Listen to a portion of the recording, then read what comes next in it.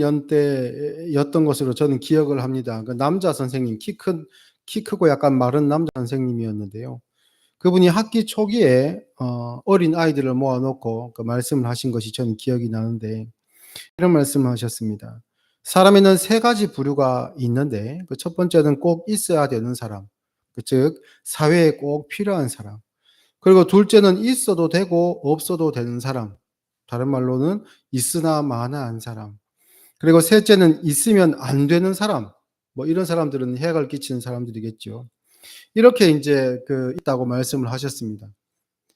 어릴 때지만 그 내용이 너무나도 명료하고 또한 강렬해서 저의 머릿속에 깊이 그렇게 각인이 되었습니다. 물론 선생님은 훌륭한 사람이 되라라고 하는 그러한 말씀이었겠지만, 저는 이게 조금 역으로 작용했는지 쓸모 있는 사람 말고는 대부분 무가치한 인생이겠구나라는 생각을 그때 했던 것 같습니다. 우리는 어떻습니까? 우리는 저희의 초등학교 담임 선생님의 말씀에 의해서 세 부류로 나누었을 때, 우리는 쓸모 있는 사람입니까? 아니면 있으나 마나한 사람입니까? 아니면 쓸모없는 사람입니까? 사회적으로 우리는 제 기능을 하고 있습니까? 가족에게, 이웃에게, 친구에게, 또한 일터에서 도움이 되는 그런 사람입니까? 또 하나님의 관계에서는 어떻습니까? 우리는 착하고 충성된 종입니까? 아니면 하나님의 뜻을 거스리거나, 아니면 하나님의 뜻을 애써 외면하거나, 또 관심이 없거나 그러한 사람은 아닙니까? 그 쓸모라는 관점에서 보면 뭐 사회적으로야 성공한 사람도 있고 그렇지 않은 사람도 있겠지만, 하나님과의 관계에서 보면 왠지 나는 하나님의 사역에 크게 도움이 안 되는 사람 같아라는 그런 마음을 품을 수가 있습니다. 그런 대부분의 비슷한 평범한 신앙인에 속하는 우리에게 오늘 마태복음 28장의 말씀은 큰 소망으로 다가옵니다. 왜 그런지를 살펴보겠습니다. 마태복음의 마무리 부분, 그리고 사람들은 이 이야기를 지상명령, 다른 말로 대위임령이라고 이야기를 합니다. 한마디로 표현하면 제자 삼으라라는 예수님의 명령인데요. 여기서 제자란 특별한 어떤 그룹을 뜻하지 않습니다. 19절, 20절 보면 모든 민족을 제자로 삼아라고 이야기합니다. 그래서 이 모든 민족이라는 것은 어떤 뜻이냐면, 많이 삼아라라는 뜻이 물론 거기엔 전제되어 있지만 민족에 제한을 두지 않는다라는 의미가 여기 들어 있습니다. 그리고 두 번째는 세례를 주라라는 말씀이 있는데요. 세례는 특별한 사람이 받는 것이 아닙니다. 그가 죄인이랄지라도 예수를 주로 믿고 자기 죄를 고백하고 회개하고 예수님을 영접하는 사람들, 그들에게 삼위 하나님의 이름으로 세례를 줍니다.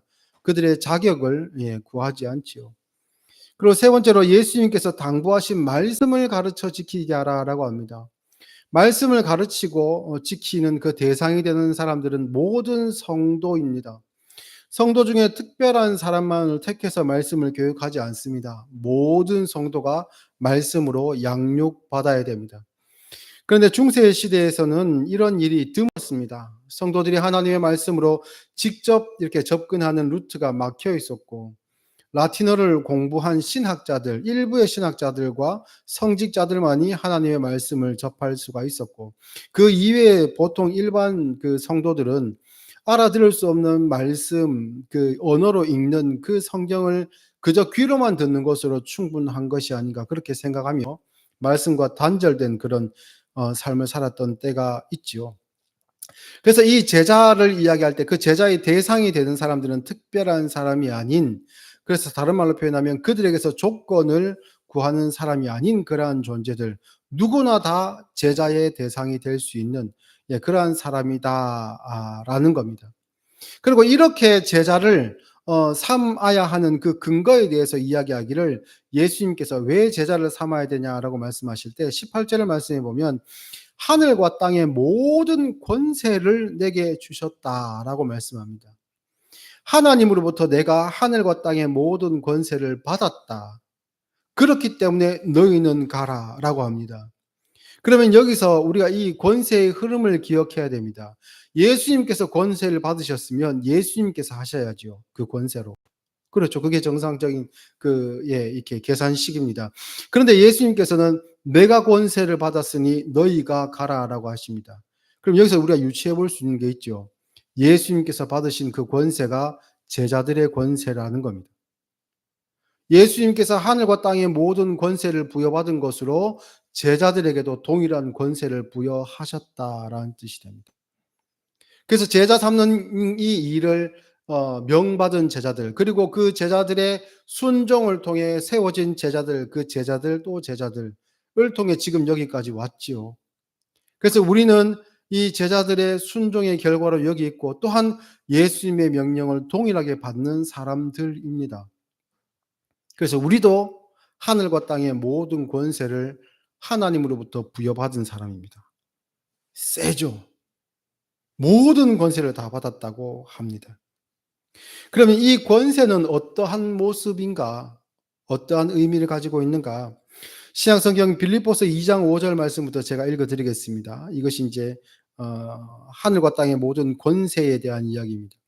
너희 안에 이 마음을 품으라. 곧 그리스도 예수의 마음이니 그는 근본 하나님의 본체시나 하나님과 동등됨을 취할 것으로 여기지 아니하시고 오히려 자기를 비워 종의 형체를 가지사 사람들과 같이 되셨고 사람의 모양으로 나타나사 자기를 낮추시고 죽기까지 복종하셨으니 곧 십자가에 죽으심이라. 이러므로 하나님이 그를 지극히 높여 모든 이름 위에 뛰어난 이름을 주사 하늘에 있는 자들과 땅에 있는 자들과 땅 아래에 있는 자들로 모든 무릎을 예수의 이름에 꿇게 하시고 모든 입으로 예수 그리스도를 주라 시인하여 하나님 아버지께 영광을 돌리게 하셨느니라. 여기 보면 그 권세를 받으신 예수님께서 어떤 모습으로 그 권세를 나타내셨습니까? 오히려 자기를 비워 종의 형체를 가지사 사람들과 같이 되셨고, 이 사람은 어떤 사람들입니까? 죄인을 뜻합니다. 십자가에 달려 심판받아야 될 그러한 죄인을 뜻합니다. 그리고 사람의 모양으로 나타나사 자기를 낮추시고 그리고 죽기까지 복종하셨으니 곧 십자가에 죽으심이라. 이것이 하나님으로부터 하늘과 땅의 모든 권세를 부여받으신 분의 모습입니다. 이 땅의 권세와는 조금 다르죠. 민주주의 국가와 왕정 국가를 이렇게 비교해 보면 가장 크게 다른 점은 왕정 국가는 왕으로부터 모든 권력이 나옵니다. 그리고 민주주의 국가는 국민으로부터 그 권력이 나오지요. 그래서 직접 민주주의 정치를 하지 못한 이 현대에서는 간접 민주 정치를, 대의 민주 정치를 하고 또 이것을 위해서 선거를 주권자인 국민들이 다 이제 투표를 하게 되어 있습니다. 그래서 가끔 있지만 몇 년에 한 번씩 돌아오지만 이 선거를 통해서 국가의 권력이 어디에서 나온지가 확인이 되지요.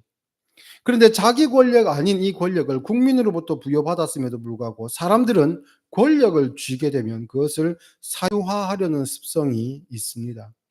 그래서 종종 정치에서 많은 문제가 생기고 또한 그런 문제들을 방지하기 위해서 여러 시스템들을 갖추어 두지만 그 시스템의 빈틈을 이용하거나 아니면 그 시스템을 무시하는 방법으로 권력을 사유화하는 일들이 있지요. 사람의 본성은 권세를 쥐게 되면 그것을 가지고 휘두르고 싶습니다. 나를 증명하는 일에 이것을 쓰고 싶고 내가 이것을 씀으로 말미암아 다른 사람에게 비해서 비교 우위를 점령하게 되고 거기서 내 힘을 드러내는 것을 사람들은 좋아합니다. 그것이 죄성이 가지는 그러한 성품입니다. 그런데 예수님의 권세는 심지어는 그것이 자신의 것임에도 불구하고 스스로 주장하지 않으시고 희생하는 모습으로 나타났습니다. 그래서 예수님의 권세가 세상의 권력과 다른 점이 여기에 있지요. 그래서 결국은 우리를 위해서 죄인으로 낙인 찍혀 가장 치욕스러운 십자가를 지시는 방법으로 그 권세가 나타났습니다. 세상으로는 가장 부끄러운 모습이 하늘과 땅의 권세가 나타난 하나님 편에서는 가장 영광스러운 모습이었다라고 할 수 있습니다.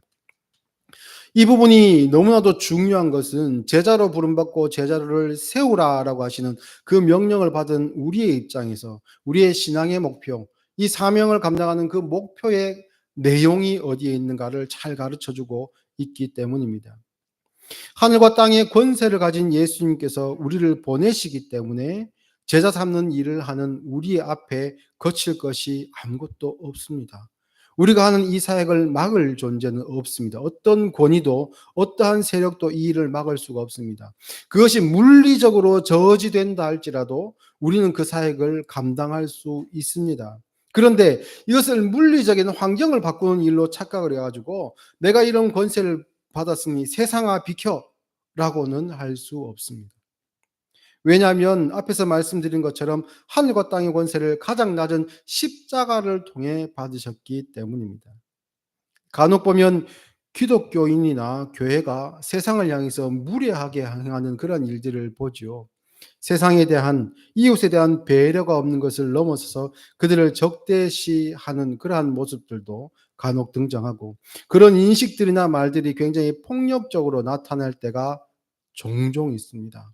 내가 하나님의 자녀인데, 우리가 교회고 믿는 사람인데 감히 세상이 우리에게 이러한 교만한 마음을 가질 때가 있습니다. 이것은 교회와 기독교인들이 영적 빈곤과 또한 질병으로 말미암아 나타나는 그러한 증상이라고 할 수 있습니다. 예수님께서는 이제 십자가의 사역을 완수하셨습니다. 그리고 이제는 나를 믿으면 누구든지 죄의 심판으로부터 구원을 얻고 흑암의 권세에서 해방을 얻고 죄가 그를 어찌하지 못한 그 일을 예수님께서 이루셨습니다. 이 은혜와 구원이 우리에게 허락되었습니다.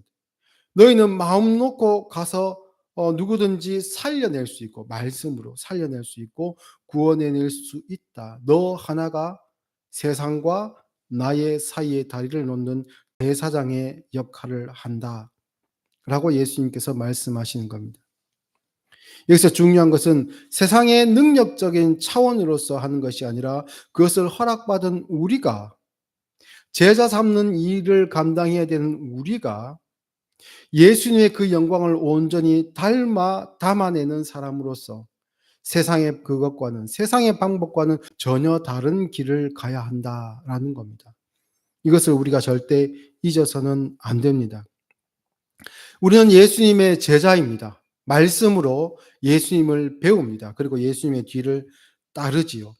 그리고 예수님께서 우리에게 권세를 주셨다라고 했을 때 그 권세는 무엇을 통해 얻으셨냐면 십자가와 부활을 통해 예수님께서 그 권세를 얻으셨습니다. 그렇죠. 그러면 십자가와 예수 그리스도의 은총은 무엇을 의미하는가? 세상 사람들은 십자가를 이야기할 때 고귀한 자기 희생 또는 실패한 혁명가 이렇게 이야기하기도 합니다. 그러나 성경은 조금 다르게 이야기합니다. 에베소서 1장 말씀을 보면 그 뜻의 비밀을 우리에게 알리신 것이요 그의 기뻐하심을 따라 그리스도 안에서 때가 찬 경륜을 위하여 예정하신 것이니 하늘에 있는 것이나 땅에 있는 것이 다 그리스도 안에서 통일되게 하려 하심이라. 이것이 무슨 말씀이냐면 세상 사람들은 예수님이라는 그리스도라는 존재, 또 예수님이 하신 그 사역들을 이야기할 때 이런저런 이야기들을 다 할 수 있고 그것이 가치가 있느니 없느니, 그것이 나에게 영향을 주느니 못 주느니라고 이야기할 수 있지만 하나님이 역사의 주관자로서 하신 그 일들은 이 예수님이라는 십자가라는 그 가치 하나로 모든 가치를 통일시키겠다라고 하시는 겁니다. 그래서 나중에 예수님께서 이 땅에 다시 오실 때, 그래서 이 땅을 심판하실 때 어떠한 가치로 다양한 이야기들과 다양한 진리의 이야기들, 진리라고 주장하는 그 모든 이야기들을 다 수용해서 범신론적으로 이렇게 평가를 하는 것이 아니라 네 이야기도 옳다, 네 이야기도 옳다 하는 것이 아니라 오직 예수 그리스도로만 심판하시겠다라고 그 기준을 명확히 말씀하신 것입니다. 그러면 어떤 사람들은 그냥 자기 희생으로서의 훌륭한 모습이다. 또 어떤 사람들은 실패한 혁명가라고 할 수 있는데 우리는 그러면 유일한 가치로서 모든 것을 통일하시는 예수 그리스도의 십자가를 어떻게 보아야 됩니까? 이 명령을 받는 첫 번째 1차의 명령 받는 사람들인 제자들은 어떤 사람이었습니까? 그들은 십자가를 어떻게 보았습니까? 예수님께서 처음 십자가를 말씀하실 때 베드로와 제자들은 예수님을 꾸짖었습니다.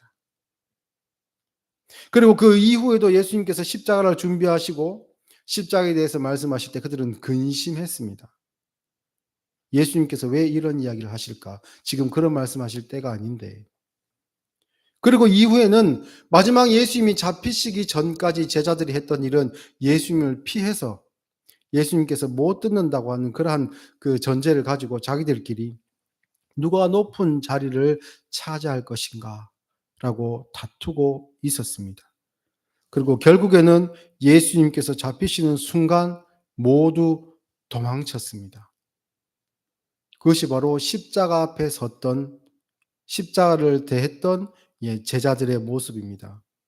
그러면 이런 제자들에게 오순절 성령 강림의 역사가 있고 난 이후에 신앙 고백을 온전히 할 수 있게 되고 예수님을 온전히 알게 된 그리스도와 십자가와 부활의 의미를 온전히 깨닫게 된 이 제자들에게는 십자가가 어떤 의미로 다가오겠습니까? 감히 울을 들 수 없죠. 내게 얼마나 큰 일이 맡겨져 있든, 내가 얼마나 큰 교회를 책임지고 있는 목회자이건, 내가 얼마나 큰 위협을 달성한 위대한 사람이건 그것은 중요하지 않습니다. 나는 십자가 앞에 예수님을 꾸짖었고 십자가와 정반대되는 영광을 추구하였었고 십자가 앞에서 도망쳤던 사람, 예수님을 배신했던 사람, 감히 그러한 내가 어느 위치에 있다 한들 그가 자신을 자랑할 수 있겠습니까? 세상이 추구하는 권력을 자기가 손에 쥐고 흔들 수 있겠습니까? 아니죠. 그러면 우리는 어떻습니까? 우리 역시 마찬가지입니다. 제자들과 비교했을 때 나을 것이 하나도 없는 존재들입니다. 우리도 부끄러운 자들이고, 우리도 도망친 자들이고, 우리도 예수님이 하신 그 말씀을 받아들이지 않고 내 주장을 펼쳤던 그러한 존재들입니다. 그런데 이제는 알죠. 십자가가 무엇인지, 부활이 어떤 의미를 가지는지. 예수님은 십자가와 부활을 통해 구원을 이루시고, 우리의 구원을 이루시고, 거기서 일을 끝내지 않으셨습니다. 이제 그의 십자가 사역을 그가 부르신 제자들에게 맡기셨습니다. 이 일은 예수님이 하실 수 있으나 이것을 제자들에게 맡기신 것인데요. 이 구원은 예수님께서 시작하시고 그리고 그 일을 너무나도 연약하고 가능성으로 보면 실패할 가능성이 농후한 제자들에게, 도망간 제자들에게 예수님께서 구원을 완성하시는 사역을 맡기셨습니다. 그러면서 이 일을 하시기 전에 예수님께서 무엇이라 말씀하셨습니까? 보혜사 성령님께서 오시면 너희들이 내가 못한 일까지 할 것이다.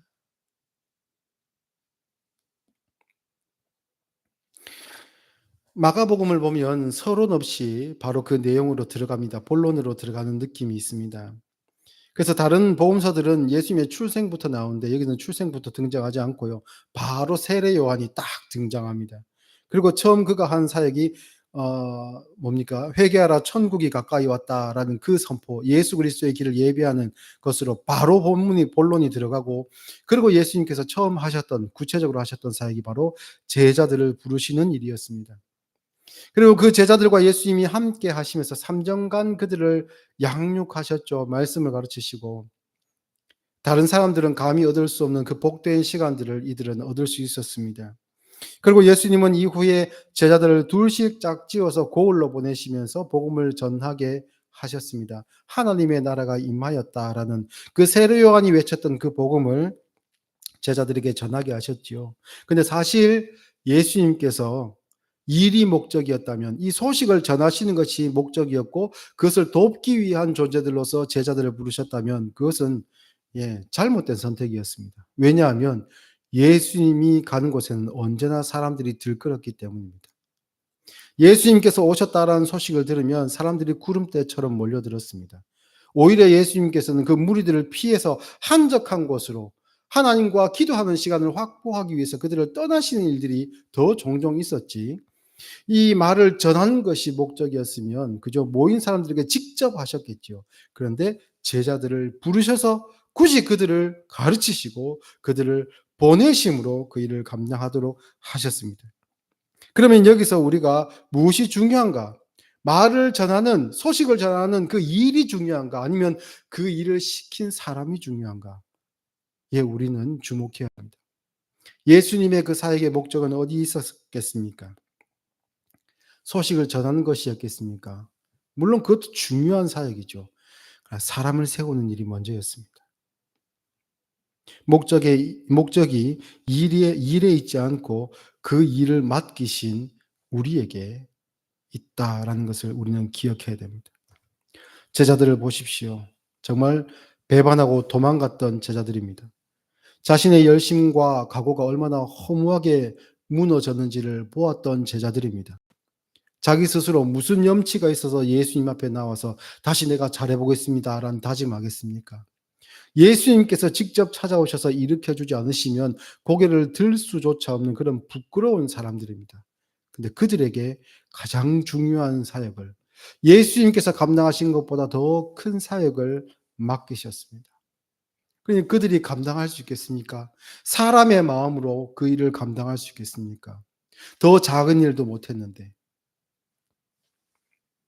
그런데 예수님께서는 제자들에게 마지막으로 하신 그 약속을 통해 걱정하지 마라 할 수 있다라고 하셨는데요. 20절 말씀을 보면 내가 너희에게 분부한 모든 것을 가르쳐 지키게 하라라는 명령을 주셨습니다. 그리고 볼지어다라고 말씀하셨는데요. 여기서 볼지어다라는 말씀은 한번 봐라 라는 그런 의미라기보다는 선언과 선포에 가깝습니다.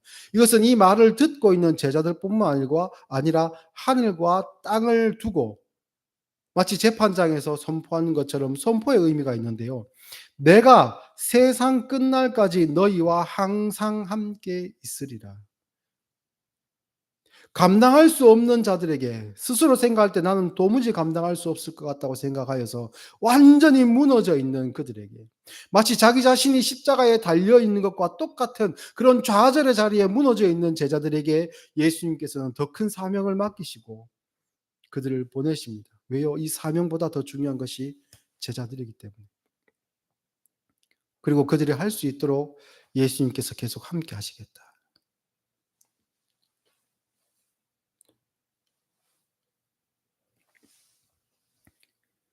우리에게도 쓸모없어 보이는 우리에게도 예수님께서는 이 일을 맡기셨습니다.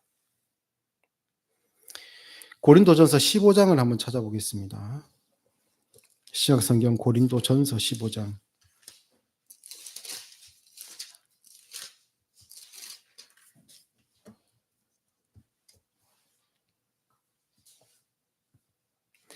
1절 말씀부터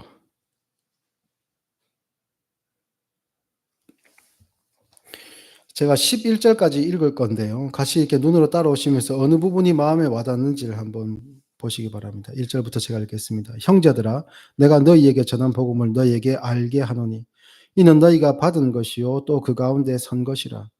너희가 만일 내가 전한 그 말을 굳게 지키고 헛되이 믿지 아니하였으면 그로 말미암아 구원을 받으리라.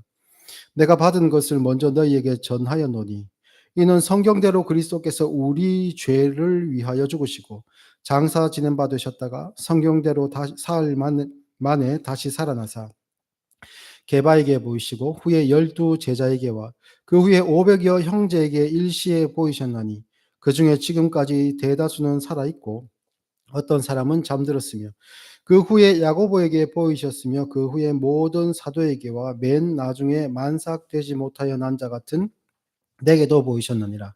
나는 사도 중에 가장 작은 자라. 나는 하나님의 교회를 박해하였으므로 사도라 칭함받기를 감당하지 못할 자니라. 그러나 내가 나 된 것은 하나님의 은혜로 된 것이니 내게 주신 그의 은혜가 헛되지 아니하여 내가 모든 사도보다 더 많이 수고하였으나 내가 한 것이 아니요 오직 나와 함께 하신 하나님의 은혜로라. 그러므로 나나 그들이나 이같이 전파하며 너희도 이같이 믿었느니라. 아멘. 복음의 정수를 담은 내용입니다. 제가 처음에 신학을 공부할 때는 3절과 4절이 제게 더 의미가 가장 깊이 다가왔습니다. 그래서 3절, 4절에 내가 받은 것을 너에게 먼저 전하였노니 복음이 이는 성경대로 그리스도께서 우리 죄를 위하여 죽으시고 장사 지난 바 되셨다가 성경대로 사흘 만에 다시 살아나사. 이게 복음이다. 그래서 내가 이것을 연구하고 이것을 전해야 되고 성경에 이 내용을 어떻게 담는지 나는 보아야 되겠다라고 해서 너무 명확하고 명백한 이 복음의 내용에 대해서 눈이 많이 갔는데요. 목회를 쭉 하다 보니까 딴 게 보이더라고요. 점점 딴 게 보이는데 5절 말씀부터 게바에게 보이시고, 이 게바는 어떤 자입니까? 예수님을 꾸짖고 도망가고 예수님을 3번 부인한, 그러한 제자입니다. 그리고 12 제자이기와 그 후에 500여 형제, 이들은 누구입니까? 마가 요한의 다락방에 숨어 있던 자들입니다. 그들에게 보이시고 후에 야고보에게도 보이시고 모든 사도에게와, 그리고 이 이야기를 하고 있는 사도 바울 자신 8절, 맨 나중에 만삭되지 못하여 난 자 같은 내게도 보이셨느니라. 나는 사도 중에 가장 작은 자라. 나는 하나님의 교회를 박해하였으므로 사도라 칭함받기를 감당하지 못할 자니라. 우리는 바울을 이야기할 때 그가 어떤 능력을 가진 사람인가, 어떤 그 재능이 많고 그의 배경이 어떠한가에 주목을 많이 하지만, 물론 그것이 도구로 쓰임 받긴 했지만, 바울은 정작 이야기할 때, 자기를 평가할 때 어떻게 이야기합니까? 나는 교회를 박해한 사람이다.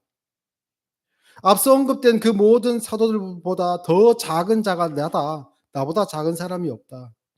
그래서 나는 사도라 칭함 받기를 감당할 수가 없는 사람이다. 그런데 마지막 명언하시며 그들과 함께 하시겠다는 예수님의 명령처럼 하나님께서 나와 함께 하심으로 10절, 내가 나 된 것은 하나님의 은혜로 된 것이니 내게 주신 그의 은혜가 헛되지 아니하여 내가 모든 사도보다 더 많이 수고하였으나 내가 한 것이 아니요 오직 나와 함께 하신 하나님의 은혜로라.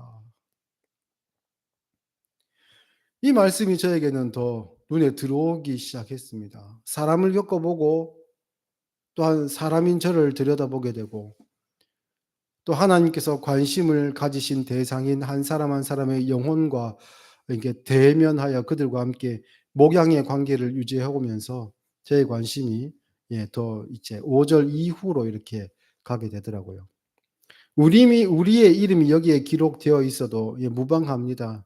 게바에게 보이시고와 같이 나에게 보이시고, 그리고 나와 함께 하시고, 그리고 나의 나 된 것이 모두 하나님의 은혜입니다라는 것이, 우리의 신앙 고백의 내용입니다.